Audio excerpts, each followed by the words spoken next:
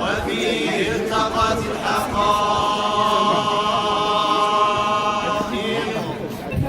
وتنزلت علومها لما أعيت الخلائق فله كانت النور فلم يدركه منا سابق ولا لاحق فرياض الملكوت بزهر جماله مغنقة وحياض الجبروت بفيض أنواره متدفقة ولا شيء إلا وهو به مملوك إذ لولا الواسطة لذهب كما قيل الموصول صلاة تليق بك منك إليك ما هو أهل اللهم إنه سرك الجامع الدال عليه. اللهم ارحمنا برحمتك وانزل علينا سلام برحمتك واغفر لنا يا ارحم الراحمين. سبحان ربك رب العزة عما يصفون والسلام على تجديد روابط الأخوة والتراحم بين شرفاء أحفاد مولانا عبد السلام بن مشيش، أولئك الذين يقطنون بشمال المغرب والذين يقطنون بصحراء المغرب، من أجل تجديد الأخوة وتجديد البيعة والولاء والإخلاص لمولانا أمير المؤمنين. إمارة المؤمنين والعقيدة والتصوف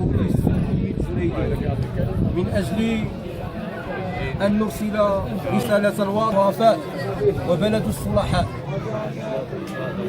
تجددت بيعته على مر القرون لإمارة المؤمنين، وتجددت روابط التواصل بين الشعب المغربي وبين إمارة المؤمنين وعلى أسس واضحة. بسم الله الرحمن الرحيم، الصلاة والسلام على سيدنا محمد وعلى آله وصحبه وسلم تسليما. بدر الدين الخمالي، الكاتب العام لجمعية مولاي عبد السلام بن مشيش للتنمية والتضامن، التي تنظم ملتقى جبل العلم الثاني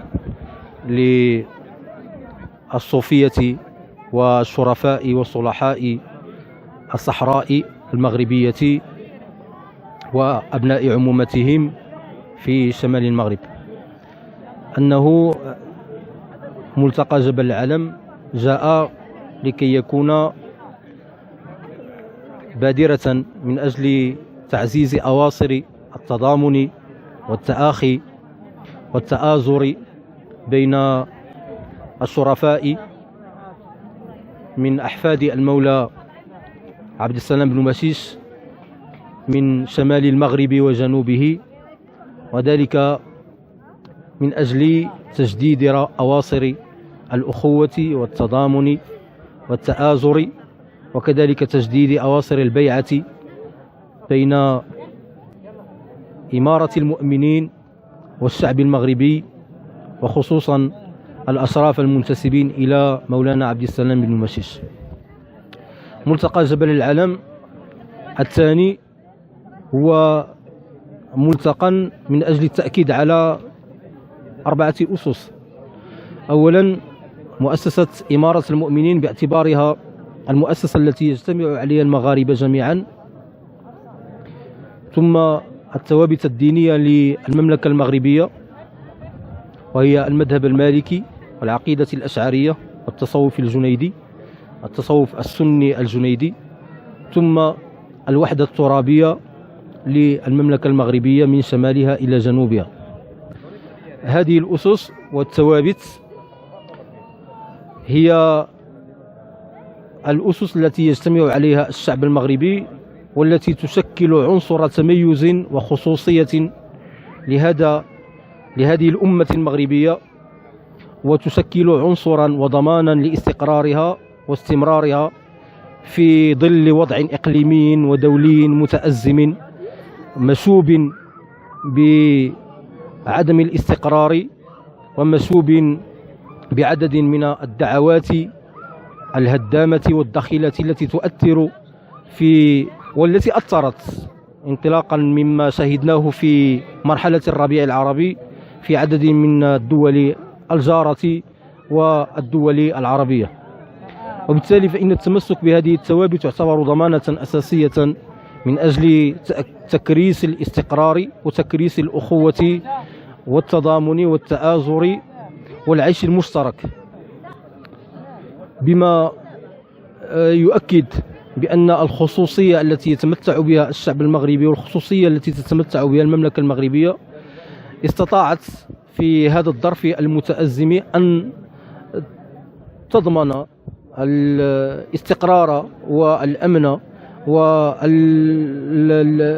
والتآزر والتضامن بين مختلف شرائح الشعب المغربي وروافده المتعددة. وبالتالي فإن اختيار موضوع ملتقى جبل العلم هو التأكيد على الروابط التي تجمع بين شرفاء الصحراء وقبائل الصحراء وأعيان الصحراء بشمال المغرب.